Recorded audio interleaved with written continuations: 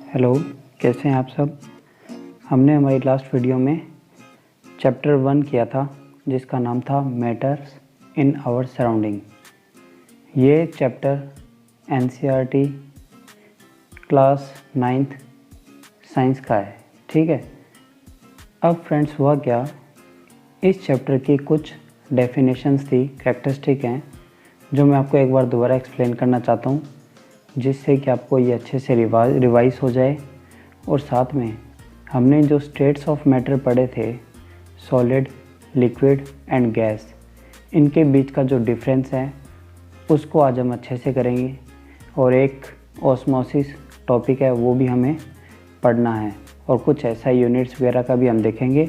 और कुछ क्वेश्चंस हैं एनसीईआरटी की बुक में जो हमें एक बार देखने हैं, और हो सकता है कि आपके एग्ज़ाम में वो पूछे जाएं। तो इस प्रकार आज हमारा ये टॉपिक पूरा अच्छे से कंप्लीट हो जाएगा। तो शुरू करते हैं। हमारा सबसे पहला topic some characteristics of matter. तो आज हम कुछ डेफिनेशन देखेंगे जिससे आपको इनका मतलब समझ में आ जाए क्या होता है। सबसे पहला होता है रिजिडिटी। अब आप सबको पता है रिजिड का मतलब क्या होता है, ठोस, ठीक है। अब देखिए, कोई भी चीज़ जो रिजिड है तो वो क्या करेगी, रेजिस्ट करेगी। किस चीज़ में, शेप चेंज करने में।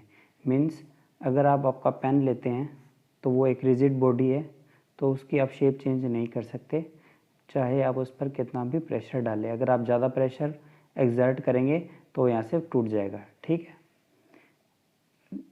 ये पहले ही होगी। अब दूसरा देखते हैं, compressibility.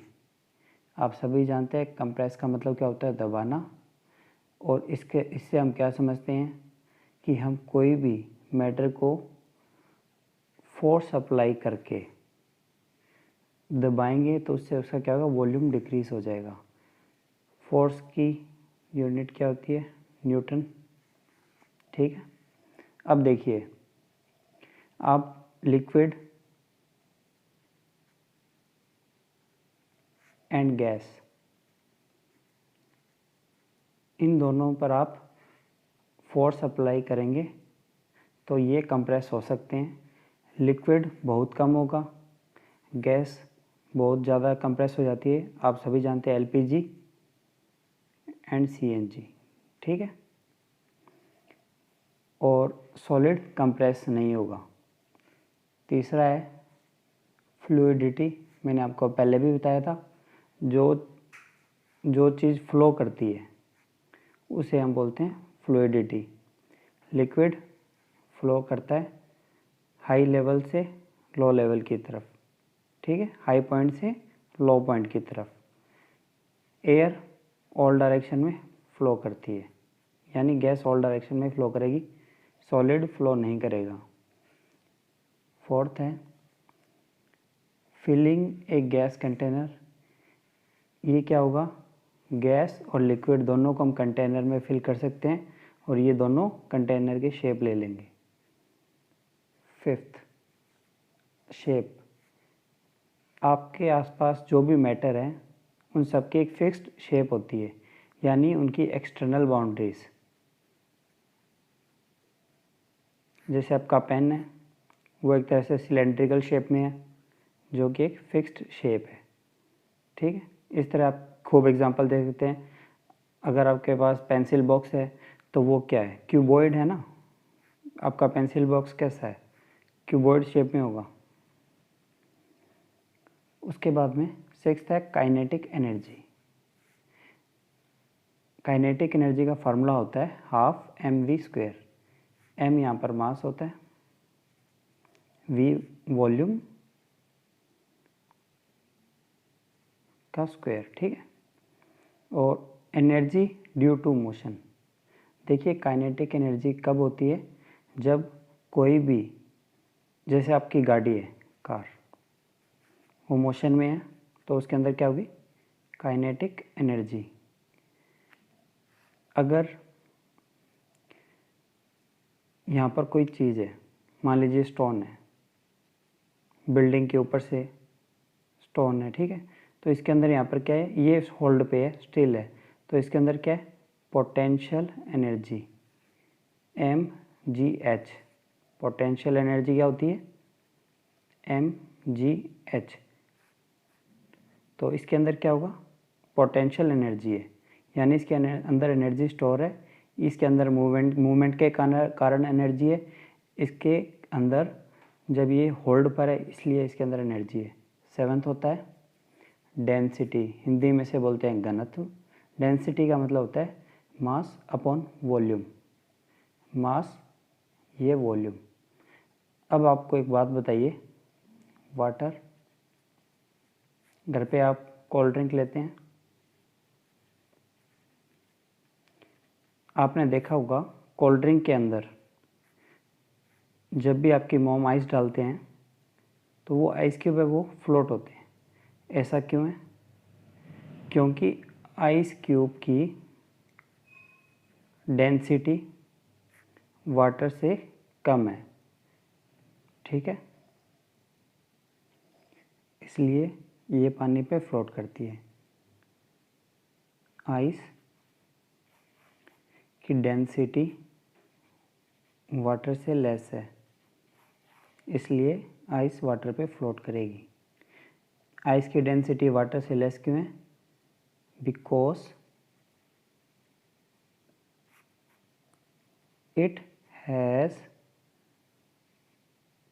air molecule contained in it। Ice cube के अंदर एयर मॉलिक्यूल्स बन जाते हैं जिसके कारण उसकी डेंसिटी कम होती है और वो पानी के ऊपर फ्लोट करती है। अब हम देखेंगे हमारा कंपैरिजन, सबसे इम्पोर्टेंट। अभी हमने प्रॉपर्टीज़ देखी थी कौन सी होती है, ठीक है।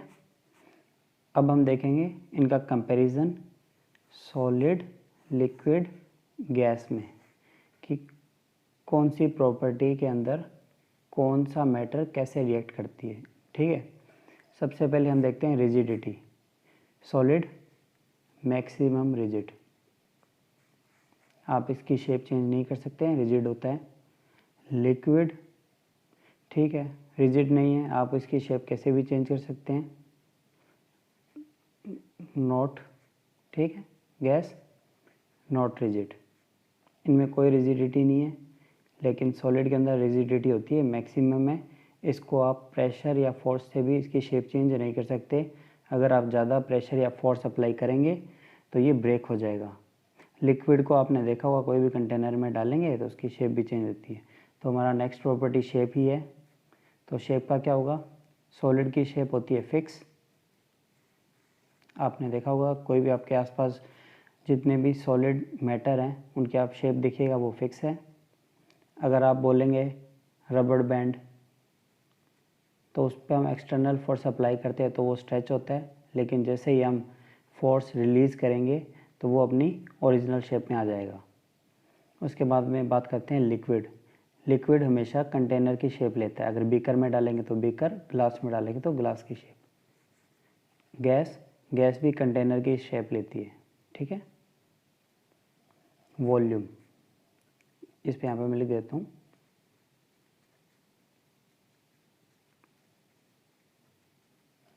वॉल्यूम, सॉलिड का वॉल्यूम बोलिए फिक्स होगा, लिक्विड का फिक्स होगा, गैस का फिक्स नहीं होगा।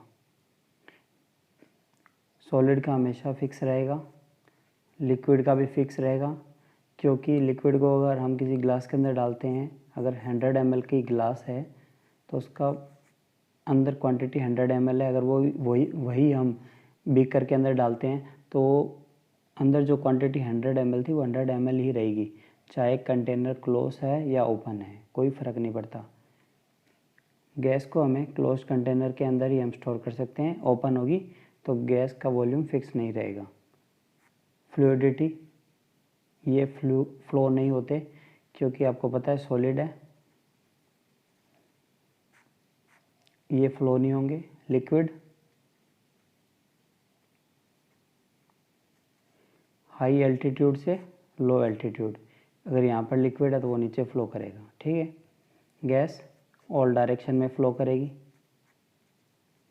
प्लीज़ आप ये सब ध्यान से सुनिएगा क्योंकि बहुत ही इंपॉर्टेंट है, टीचर्स एग्ज़ाम में ज़रूर पूछते हैं।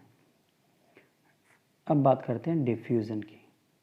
आप सभी को पता होगा डिफ्यूज़न का मतलब क्या होता है, मैंने अपने पिछले लेक्चर में पढ़ाया था। अगर आपने पिछले लेक्चर नहीं देखे तो उन्हें प्लीज़ देख लीजिएगा। देखिए डिफ्यूज़न का मतलब फिर भी मैं आपको बता देता हूँ।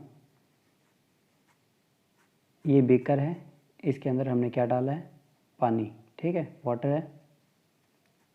वाटर का केमिकल फार्मूला होता है H2O। इसके अंदर हम डालेंगे KMnO4, पोटेशियम परमैंगनेट की 1 या 2 क्रिस्टल्स, 2 क्रिस्टल डालेंगे। पिंक कलर का होता है, इसके क्रिस्टल्स होते हैं सॉल्ट की तरह। अब आप देखेंगे कि हम इसको स्टेयर नहीं करेंगे, फिर भी इसका जो क्रिस्टल का पिंक कलर है ये पूरे के अंदर डिज़ोल्व हो जाएगा और ये पूरा वाटर पिंक हो जाएगा। इसे हम बोलते हैं डिफ्यूज़न। सॉलिड के अंदर डिफ्यूज़न नहीं होता, लिक्विड में होता है बट लेस, गैस के अंदर मैक्सिमम। इसका एग्जांपल आप देख सकते हैं। आप डिओड्रेंट या परफ्यूम यूज़ करते हैं तो आपने देखा होगा, अगर आपने रूम में एक कॉर्नर पे अगर लगाया है तो पूरे रूम में उसकी स्मेल हो जाएगी, सबको पता चल जाएगा कि आपने डिओड्रेंट लगाया है, ठीक है। तो गैस के अंदर मैक्सिमम, लिक्विड के अंदर कुछ कम होता है, सॉलिड में नहीं होता है।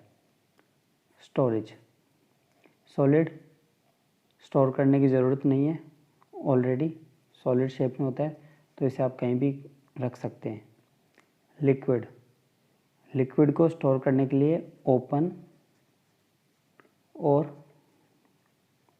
क्लोज्ड कंटेनर चाहिए, गैस के लिए क्लोज कंटेनर, ठीक। उसके बाद में बात करते हैं intermolecular space.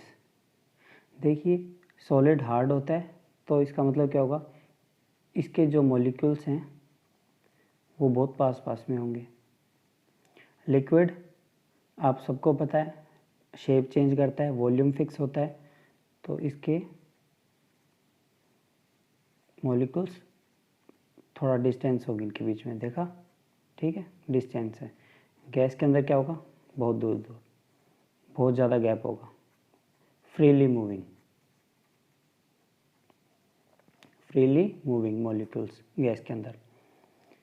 Arrangement of molecules, अब आपने इसमें देखिए सॉलिड में अरेंजमेंट कैसा है, रेगुलर है ना, क्योंकि फिक्स है, रेगुलर होगा।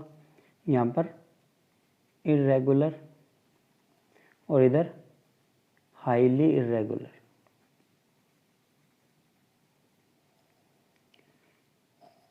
अब देखिए मूवमेंट ऑफ मॉलिक्यूल्स, जब इनका अरेंजमेंट रेगुलर है, इंटरमोलिकुलर स्पेस कम है, तो देखिए कितना पास है, तो मूवमेंट कैसी होगी, तो इसके अंदर होगी वेरी लेस या नेग्लिजिबल। नेग्लिजिबल मूवमेंट, यहाँ पर लेस और यहाँ पर मैक्सिमम। अब बात करते हैं strength of bond between molecules. देखिए होता क्या है, जितने मॉलिक्यूल्स पास होते हैं उतनी उनकी स्ट्रेंथ ज़्यादा होती है, उन्हें ब्रेक करना मुश्किल होता है। इसीलिए सॉलिड स्टेट में जो मैटर होते हैं वो हार्ड होते हैं, उन्हें ब्रेक करना हार्ड होता है, उन्हें आप कंप्रेस नहीं कर सकते, वो रिजिड होते हैं, उनकी शेप फिक्स होती है, उनका वॉल्यूम फिक्स होता है, वो फ्लूइड नहीं होते, उनका डिफ्यूज़न भी नहीं होता। लेकिन लिक्विड के अंदर ऐसा नहीं है, उनकी मॉलिक्यूल्स की स्ट्रेंथ कम है क्योंकि उनके बीच में स्पेस ज़्यादा है, इसलिए वह रिजिड भी नहीं है, शेप फिक्स नहीं है, वॉल्यूम फिक्स है, लेकिन फ्लूइड है, फ्लो कर सकते हैं क्योंकि इनके बीच में स्ट्रेंथ नहीं है, ये लूजली पैक्ड है। गैस के अंदर तो आप सबको पता होगा बहुत ज़्यादा लूजली पैक्ड है, मतलब बिल्कुल ही स्ट्रेंथ नहीं है इनके बीच में, मॉलिक्यूल्स के बीच में। अब कुछ एग्जांपल देख लीजिए। सबसे हार्ड एग्जांपल ले लेते हैं, stone hardest element on earth diamond होता है बच्चों। डायमंड किसका बताइए? डायमंड क्या है? कार्बन है। प्योरेस्ट फॉर्म ऑफ कार्बन क्या होता है? डायमंड होता है। अब बात करते हैं लिक्विड में। लिक्विड आप ले सकते हैं वाटर, गैस के अंदर आप H2, हीलियम, या फिर आप वाटर वेपर, जो भी आपको ठीक लगे वाटर वेपर ले सकते हैं। तो हमने प्रॉपर्टीज़ देख ली हैं सबका। हमने देख लिया है कि सॉलिड, लिक्विड और गैस तीनों के अंदर हर प्रॉपर्टी कैसे कैसे है। रिजिडिटी सॉलिड में मैक्सिमम, लिक्विड में लेस, लिक्विड में नहीं होती है, गैस में भी नहीं होती है। शेप सॉलिड में फिक्स, लिक्विड में कंटेनर का शेप, गैस के अंदर कंटेनर का शेप। वॉल्यूम सॉलिड में फिक्स, लिक्विड में फिक्स, गैस में नहीं होता फिक्स। फ्लूइडिटी की बात करेंगे तो सॉलिड में बिल्कुल भी नहीं है, लिक्विड में होती है हाई टू लो एल्टीट्यूड पे, गैस के अंदर हाईली फ्लूइड। डिफ्यूज़न सॉलिड के अंदर नहीं होगा, लिक्विड के अंदर होगा और गैस के अंदर मैक्सिमम। स्टोरेज सॉलिड के अंदर अब सभी को पता है स्टोर करने की ज़रूरत ही नहीं है, ऑलरेडी सॉलिड है। लिक्विड ओपन या क्लोज कंटेनर में, गैस हमेशा क्लोज कंटेनर के अंदर ही स्टोर कर सकते हैं आप। इंटरमोलिकुलर स्पेस आप डायग्राम देखिए, हाईली कॉम्पैक्ट, लेस कॉम्पैक्ट और freely moving. Arrangement regular, irregular, highly irregular, highly irregular. Movement of molecule negligible, less, maximum. Strength of bond between molecule high, less, very less. Example stone diamond, liquid का water, gas का helium, hydrogen, water vapour. अब बात करते हैं कुछ questions हैं, तो आप थोड़ा सा देख लीजिए, आपकी बुक के अंदर ही दे रखे हैं। नेप्थलीन बॉल आप सबने देखी होगी घर पे। सर्दियों में हम जब भी अपने गर्म कपड़े निकालते हैं तो उनके अंदर आपकी मोम ऐसे गोल बॉल होती है, उनको रखते हैं, निकालते हैं। इनसे क्या है? इंसेक्ट पास में नहीं आती, ठीक है। तो नेप्थलीन बॉल का क्या होता है, ये टाइम के साथ डिसअपियर हो जाती है। तो अब मुझे आप एक बात बताइए, ये कौन सा प्रोसेस है जब सॉलिड डायरेक्ट गैस के अंदर चेंज हो गया? यहाँ पर बीच में कोई भी लिक्विड स्टेट नहीं है। इसका आंसर होगा सब्लिमेशन। याद रखिएगा, सब्लिमेशन होता है सॉलिड से डायरेक्ट गैस में। अब हम बात करते हैं टेम्परेचर के कुछ इफ़ेक्ट होते हैं।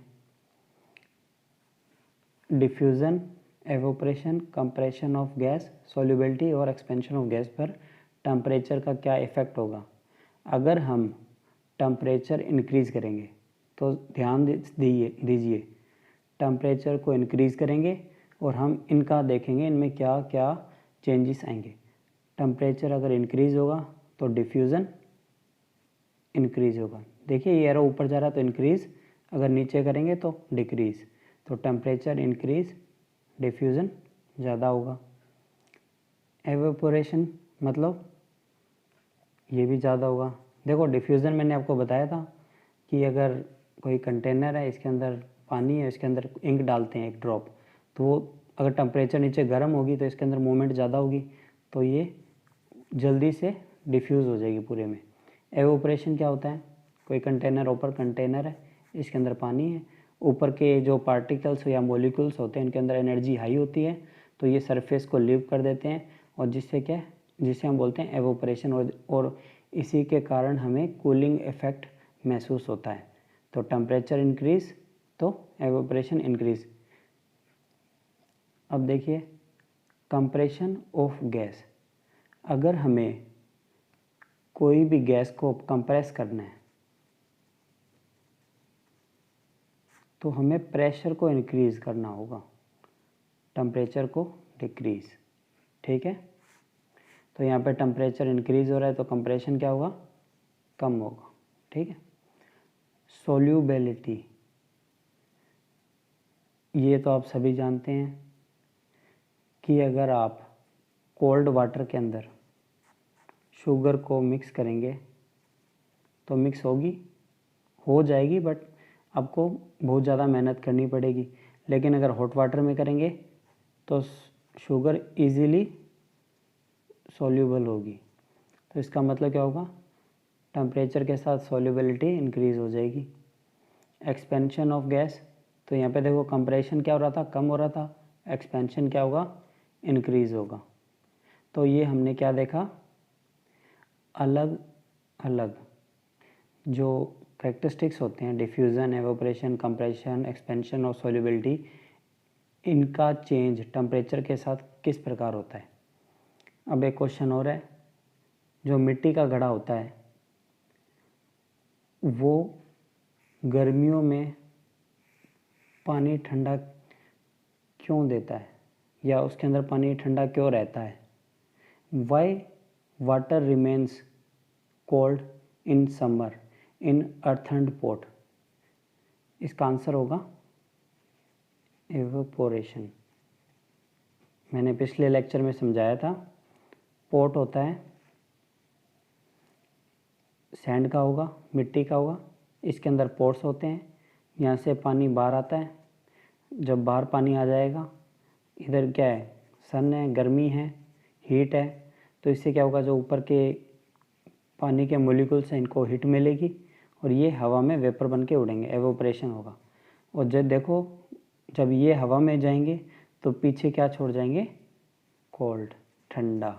इसलिए हमें मटके के अंदर हमेशा कोल्ड वाटर मिलता है गर्मियों में। अब बात करते हैं एसआई यूनिट्स की। प्रेशर की एसआई यूनिट क्या होती है, पास्कल होती है, याद रखिएगा। टेम्परेचर की केल्विन, हम सेंटीग्रेड भी यूज़ करते हैं, या इसे हम बोलते हैं सेल्सियस। मैंने आपको बताया था 0 डिग्री सेल्सियस 273 केल्विन के बराबर होता है। 273.15 होता है, लेकिन हम इसे राउंड ऑफ 273 लेते हैं। डेंसिटी की अगर बात करें तो वो क्या होती है, मास अपॉन वॉल्यूम। मास का क्या होगा, केजी, वॉल्यूम क्या होगा, metre cube.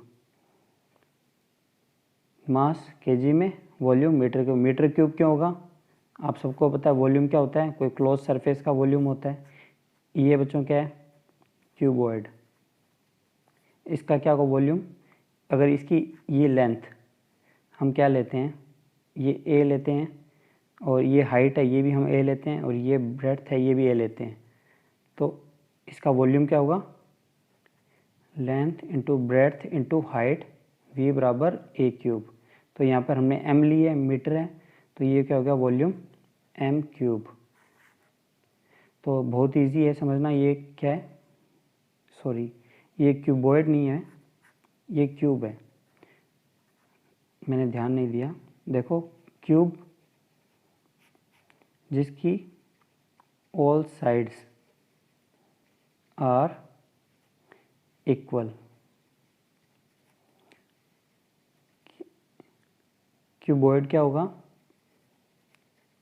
All sides are different.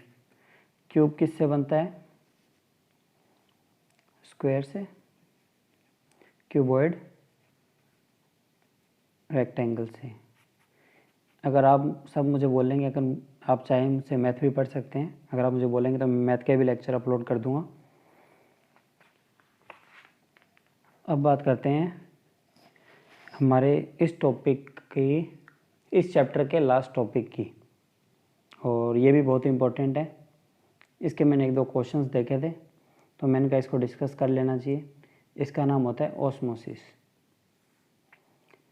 Osmosis का मतलब होता है special kind of diffusion. Diffusion आप सभी को पता है।